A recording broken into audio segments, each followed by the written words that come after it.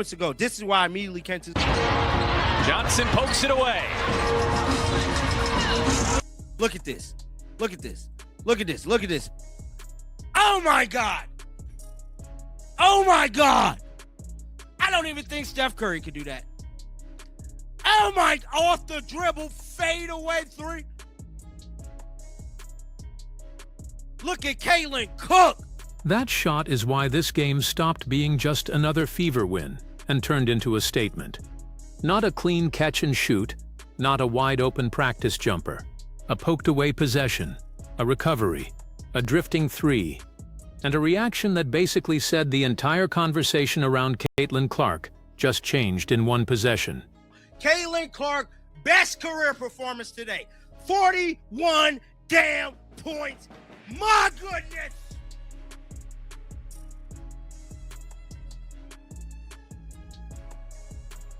She tired of y'all talking about her.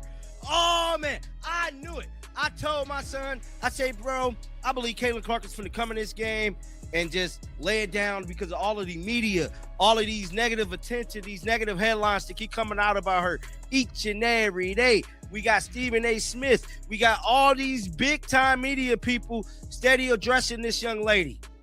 And you want to know what Caitlin Clark did today? Caitlin Clark came out and said, suck it. 41 points is already loud, but the timing is what made it explode. Because this did not happen in a quiet week, against a quiet backdrop, with everyone calmly discussing basketball. This came after days of headlines, debates, criticism, minute restriction arguments, media lectures, and people asking if Caitlin Clark was hurt, limited, overused, mishandled, protected, targeted, or simply not the same player. Then she walked into this game and dropped the best scoring performance of her career. That is the first hook. But it is not the whole story. Because the deeper question is not just, how did she score 41? The real question is why a game like this still turned into a near disaster, why Indiana needed every bit of hero ball to survive, and why the performance that should have ended the debate may have opened a completely different one. Because when one player gives you 41 points, 10 assists, 4 steals, 2 blocks, and still has to drag the game to the final seconds, something else is going on. Stephanie White, how many minutes did Caitlin play? Caitlin played. Don't tell me she scored all that in 20-some minutes. So Caitlin Clark is currently at 29 minutes played, 41 points, 11 to 18 from the field, 6 to 10 from 3, 13 to 15 from. So that means she missed 2 free throws. She really supposed to have 43 damn points. Caitlin nearly scored 50 damn points today. 10 assists, 4 steals, 2 blocks. Bro, she the go. Listen to those numbers again in context. 29 minutes, 11 of 18 from the field, 6 of 10 from 3, 13 of 15 at the line. That is not someone easing back into rhythm. That is not someone just trying to survive a minute's plan. That is a player controlling the entire geometry of the game. The efficiency is what matters. A lot of stars can score 41 if they take 30 shots. Clark did it on 18 field goal attempts. She did it with free throws. She did it from deep. She did it while creating for others. She did it while generating defensive events. That is the part that makes the box score feel almost strange. It was not just volume. It was pressure from every angle. But right there is where the controversy begins. Because if you are Indiana, and your star can put up that kind of production in only 29 minutes, the first reaction is celebration. The second reaction is a much harder question. Why did this game need a miracle at all? That is the part coming later. The performance was historic, but the situation around it was messy. And once you look past the 41, the Fever still have a problem they cannot hide behind highlights forever. Yeah, Caitlin Clark showed up and showed out today, bro. I ain't gonna hold you. 40 ball. 40 ball, bro. Not tweeting until Caitlin Clark scored 40 with 5 assists. Caitlin Clark now has the most points in a single game by a Fever player with 41. Caitlin Clark made double history. She now has the most points in a game. This is where the game turns from a highlight package into a referendum. The narrator brings up the press conference, the announcers, the minute restriction, the idea that the restriction was supposedly a medical decision, not a coaching decision. And whether you agree with that criticism or not, that is exactly the conversation fans were already having before this game ever reached the final minute. Clark's return had been discussed like a management issue as much as a basketball issue. How many minutes should she play? How long should her stints be? Was she being protected, or was her rhythm being broken? Was the team being cautious, or was it overthinking the one player who bends defenses more than anyone else on the roster? Then this happens. She plays 29 minutes, and in those minutes she produces a career night. That does not automatically prove the staff was wrong before. Medical restrictions can be real. Conditioning can be real. Back injuries can be real. But it does change the public argument, because now anyone defending the cautious approach has to explain how a player supposedly being carefully managed just authored one of the most explosive games in franchise history. And anyone attacking the coaching staff has new ammunition. That is why this game is dangerous for Indiana internally. A normal win calms people down. A Clark masterclass that still nearly slips away does the opposite. It makes every substitution, every timeout, every defensive breakdown, and every public explanation feel like evidence. Sophie Cunningham, I'm very disappointed in Sophie today. Like, I made a video yesterday, or was that this morning? I think that was this morning. I made a video and I said Sophie Cunningham has been the most consecutive player on the team, even more than Kelsey Mitchell. And for Sophie to play 26 minutes, 2 points, 1 of 4 from the field, 0 of 3 from three-point land so far, and she had a +3. And now the conversation shifts to Sophie Cunningham, because this is the part of a star performance that people sometimes ignore. When Clark goes nuclear, the box score around her becomes part of the story. Every quiet night looks louder, every missed shot feels heavier. Every player who does not capitalize on the gravity Clark creates becomes a talking point. Sophie Cunningham had been getting praise for consistency. In this reaction, she is called one of the most consistent players on the team, maybe even more consistent than Kelsey Mitchell. Then the numbers from this game hit. 26 minutes, 2 points, 1 of 4 from the field, 0 of 3 from deep. That is not about blaming one player for everything.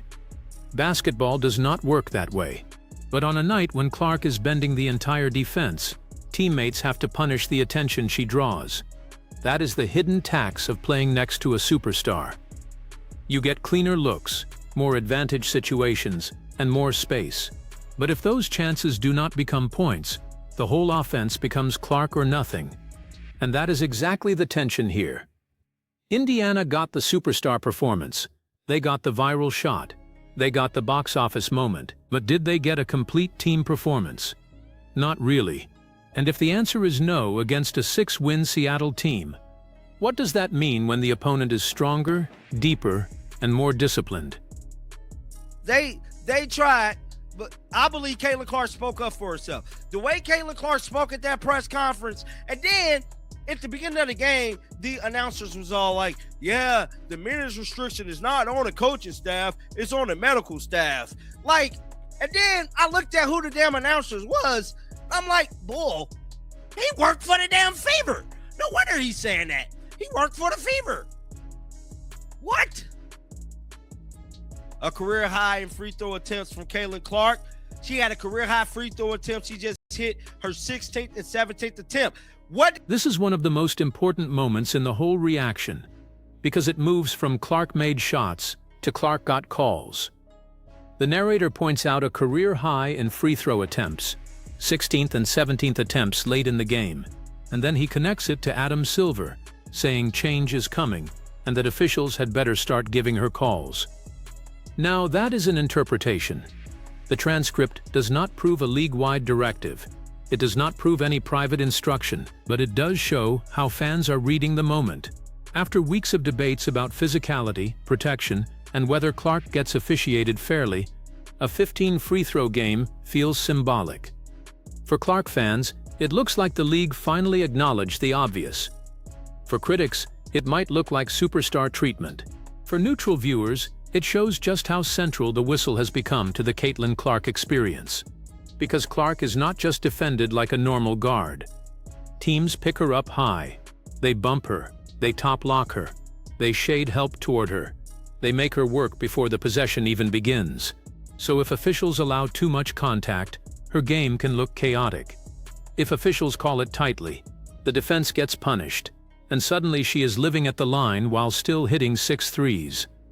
That is the difference between a good night and a 41-point eruption. And this is why the officiating debate will not go away. Not because every call is right or wrong, but because Clark's entire value is tied to advantage. If defenders can grab, bump, and redirect her without consequence, they can shrink the floor.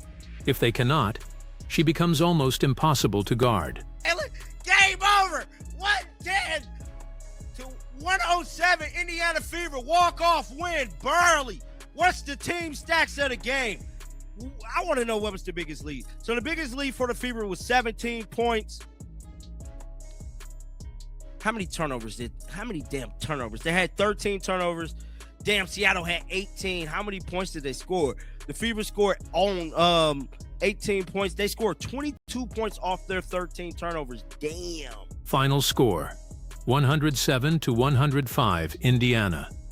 And that score is the problem hiding inside the celebration, because when your star has 41 and 10, when she hits the signature shot, when she controls the game offensively, the win should feel cleaner than this.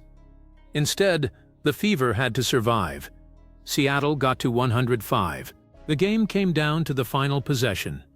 Indiana's biggest lead was 17, and yet the ending still turned into a heart rate test. That is where the performance becomes almost double-edged. On one side, Clark answered every critic who wanted to question her ceiling. She showed the shot-making, the passing, the toughness, the whistle pressure, the late-game nerve. She gave the Fever the kind of individual performance that can carry a franchise's entire night. On the other side, the team still looked fragile. 13 turnovers. Seattle scoring 22 points off those turnovers. A defense that gave up over 100 to a struggling opponent. Those are not tiny footnotes. Those are warning signs. And this is where the clip's emotion matters. The narrator is happy with the win. But even in the celebration, he cannot ignore the defensive issues. That is the honest version of fan reaction. You can love the star. You can enjoy the moment. You can believe Clark is back, and still look at the team and say, this is not sustainable if the defense keeps leaking like this. Because playoff-level teams do not just ask, can our best player rescue us? They ask, why does she have to? Overall, guys, I'm just happy with this one.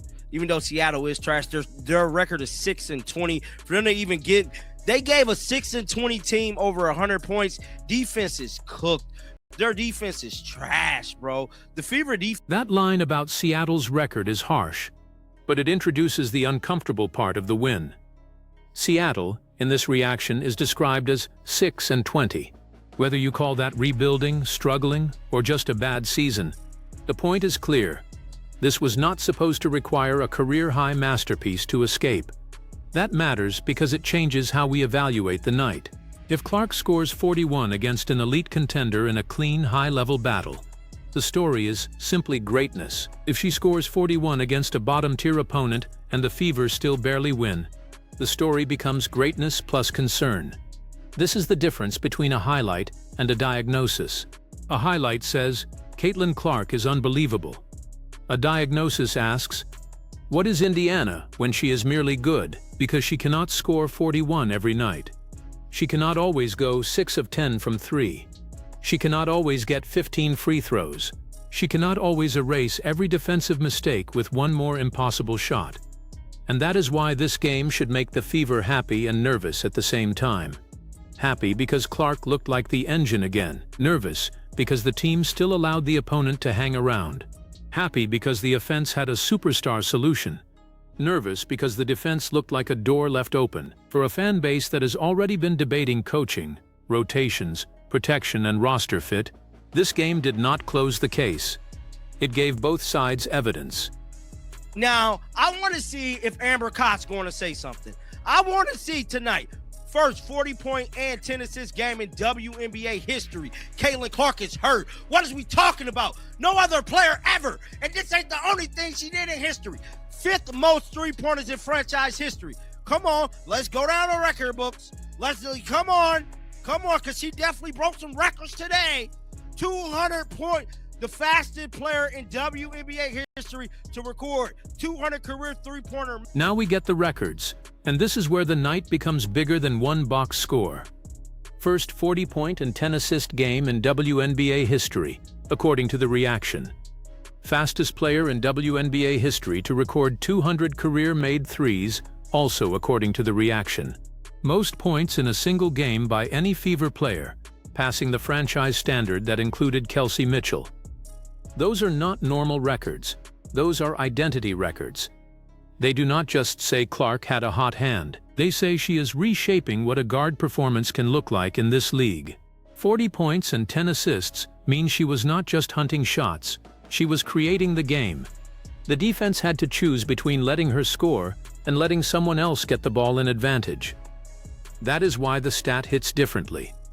A pure scorer can dominate the points column. A pure passer can stack assists.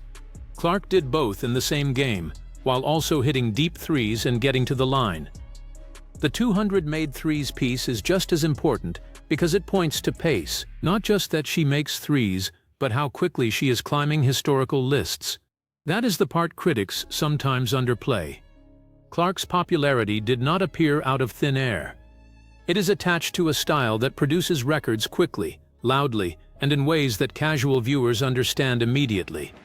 Deep threes translate, late-game shots translate, 40-point games translate, history-making stat lines translate. And for a league trying to turn attention into habit, that matters. Because viral moments may bring people in once, but repeated historic performances are what make them come back. Not tweeting until Caitlin Clark scored 40 with 5 assists. Caitlin Clark now has the most points in a single game by a Fever player with 41. Caitlin Clark made double history. She now has the most points in a game, more than any other Fever ever, including Kelsey Mitchell.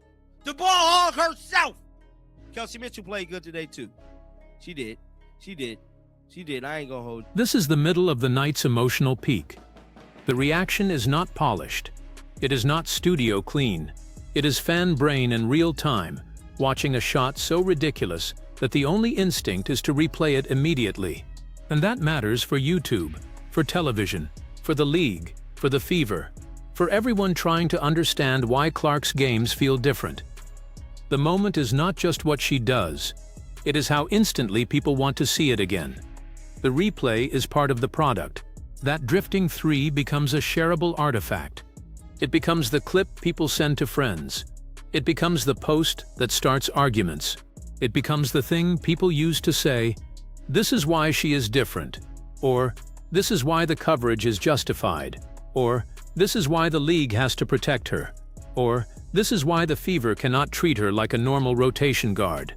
And that last point is the real pressure on Indiana.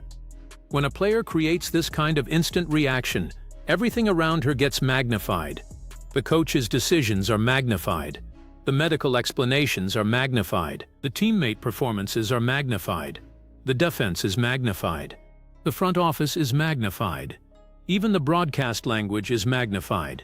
That is not always fair, but it is real. Caitlin Clark is not just a player on the Fever. She is the lens through which a huge part of the audience watches the Fever. So when she hits a shot like that, the celebration is never just celebration. It becomes evidence in a larger argument about how the team should be built, coached, officiated, and marketed. I want to see what Jason Whitlock and everybody got to say tomorrow. There is nothing you could say come Monday about Caitlin Clark. This game was box office.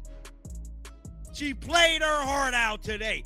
29 minutes, 41 damn points. There is nothing you could say come Monday. That line captures the whole emotional release. Because for fans who believe Clark has been over-criticized, this game felt like a trial where the evidence finally became too obvious to dismiss. And that is why 41 points mattered beyond the scoreboard. It was a response to the conversation. Stephen A. Smith gets mentioned. Jason Whitlock gets mentioned. Big media gets mentioned. The idea is simple. Everybody had been talking, and Clark answered in the language that is hardest to spin: production. You can debate narratives forever. You can debate popularity, race, coverage, jealousy, officiating, marketing, all of it. But 41 points and 10 assists is not a talking point. It is a performance. Still, the best commentary has to hold two truths at once. The media criticism around Clark can be excessive, repetitive, and sometimes detached from the actual basketball. But the attention is also part of the deal now. When a player brings that many eyes, every game becomes content, every slump becomes a referendum, every injury update becomes a debate, every comeback becomes a spectacle. That is the cost of being the biggest attention driver in the sport. The question is whether the league, the Fever, and the media can handle that attention responsibly. Because if they cannot, the discourse becomes bigger than the basketball. And ironically, a game like this is the reminder that the basketball is still the best part. When she is healthy, when she is aggressive, when the whistle is there, when the spacing gives her even a little daylight, Clark does not need anyone to manufacture drama. The game does it for her. They tried, but I believe Caitlin Clark spoke up for herself. The way Caitlin Clark spoke at that press conference, and then at the beginning of the game, the announcers was all like, yeah, the minutes restriction is not on the coaching staff, it's on the medical staff. Like, and then I looked at who the damn announcers was. I'm like, bull, he worked for the damn Fever. No wonder he's saying that. He worked for the Fever. Let's go back to the announcer and medical staff point, because this is where the public trust issue lives. The narrator hears the broadcast explanation that the minute restriction is not on the coaching staff, it is on the medical staff. Then he immediately questions it because, according to him, the announcer works for the Fever. That does not prove the explanation is false. It does not prove the coaching staff was hiding anything, but it does reveal the problem Indiana has created for itself. Fans do not fully trust the messaging. Once trust is gone, even reasonable explanations start sounding like spin. If Clark sits, people ask why.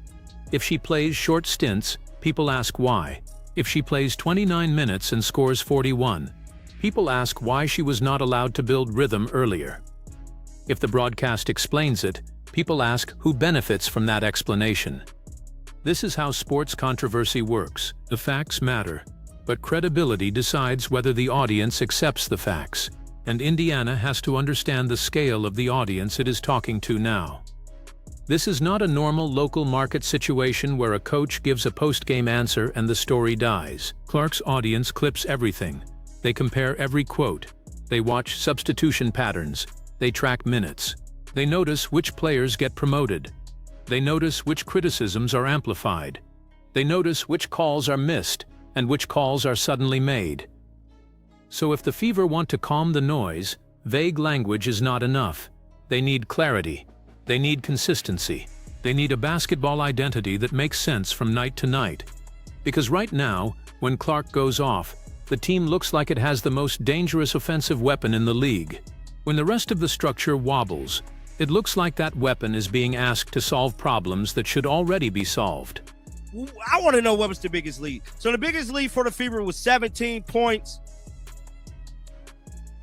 How many damn turnovers? They had 13 turnovers. Damn, Seattle had 18. How many points did they score? The Fever scored on 18 points. They scored 22 points off their 13 turnovers. Damn. The turnovers are another piece of the puzzle. Indiana had 13. Seattle had 18. On the surface, that sounds like the Fever won the chaos battle, but the reaction points out that Seattle scored 22 points off Indiana's turnovers. That number is brutal, because it shows how costly the mistakes were. Not all turnovers are equal. A dead ball turnover lets your defense set. A live ball turnover turns into a track meet.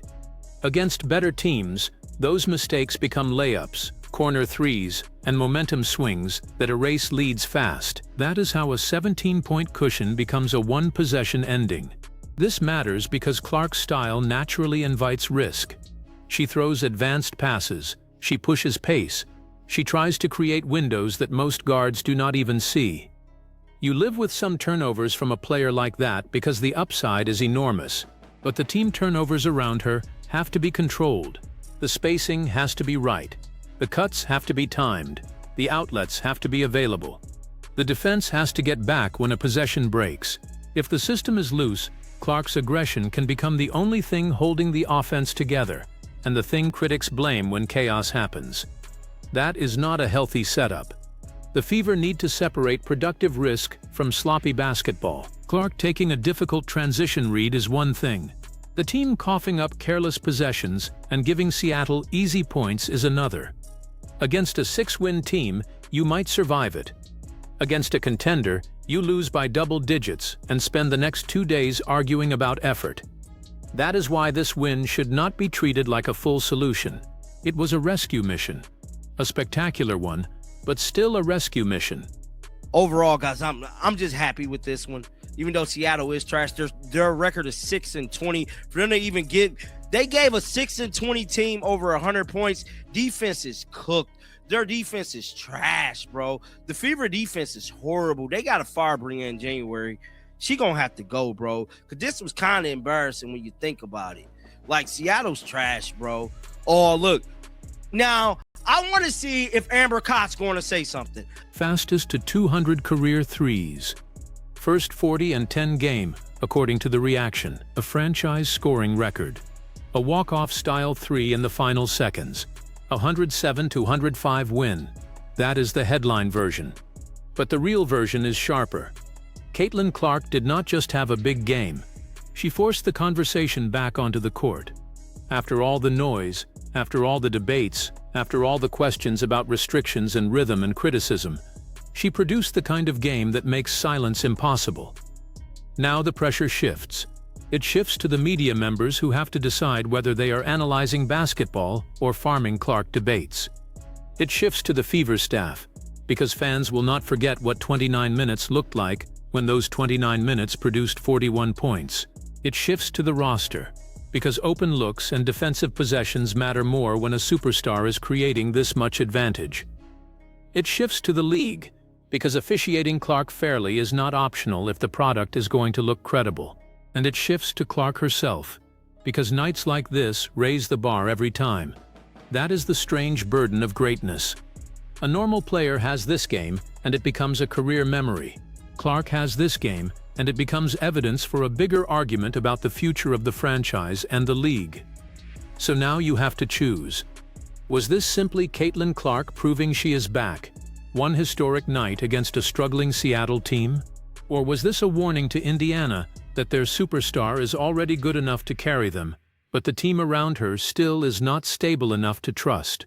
Drop your answer in the comments, hit like if you want the full breakdown after the next Fever game, and subscribe, because if this is the version of Caitlin Clark we are getting now, the rest of the season just became impossible to ignore. 200 points, the fastest player in WNBA history to record 200 career three-pointer made. I'm done talking. Get down in the comments section. Let me know what y'all thoughts is. Caitlin Clark is back. She's the GOAT, and she's her. I'm out of here. This is the payoff the highlight alone does not give you. The narrator says he is happy, but then immediately says the defense is horrible. That is the correct tension. Because the real story of this game is not just that Caitlin Clark is back. It is that Caitlin Clark had to be that great for Indiana to beat a team described here as 6-20. That is the late reveal. The performance answered the Clark question, but it exposed the Fever question. Can Indiana build a stable enough environment around her that she does not need to produce history just to survive ordinary nights? Can the coaching staff manage her health without breaking her rhythm? Can teammates punish the space she creates consistently? Can the defense stop giving up huge totals to teams it should control? Can the front office look at games like this and honestly identify what is missing? Because this is where the stakes move beyond one win. Clark's presence raises the franchise's ceiling, but it also removes excuses. When you have a player who can deliver 41 and 10 with that kind of efficiency, you cannot keep looking disorganized around her. You cannot keep letting games drift into chaos and then celebrate because she bailed you out. You cannot keep asking the audience to ignore patterns because the final score happened to land in your favor. A star can hide problems for a night. A superstar can hide them for a month, but eventually, the problems become the ceiling. And that is the part Fever fans are wrestling with. They are not just excited because Clark scored 41. They are relieved because she looked like herself. They are angry because they believe the team has not always optimized her. They are nervous because the defense still looks vulnerable. They are energized because the records are real. They are suspicious because the messaging around minutes and calls has been so heavily debated. That emotional mix is why this game will have legs. A boring 20-point win would have been cleaner. A loss would have been a meltdown. But a 2-point win powered by a historic Clark performance gives everyone something to argue about. The Clark defenders will say she shut the media up. The coaching critics will ask why the offense still had to be saved. The officiating watchers will point to the free throws. The roster critics will point to the quiet nights around her. The skeptics will mention the opponent, and the league will get exactly what it keeps getting from Clark: attention that does not disappear when the buzzer sounds.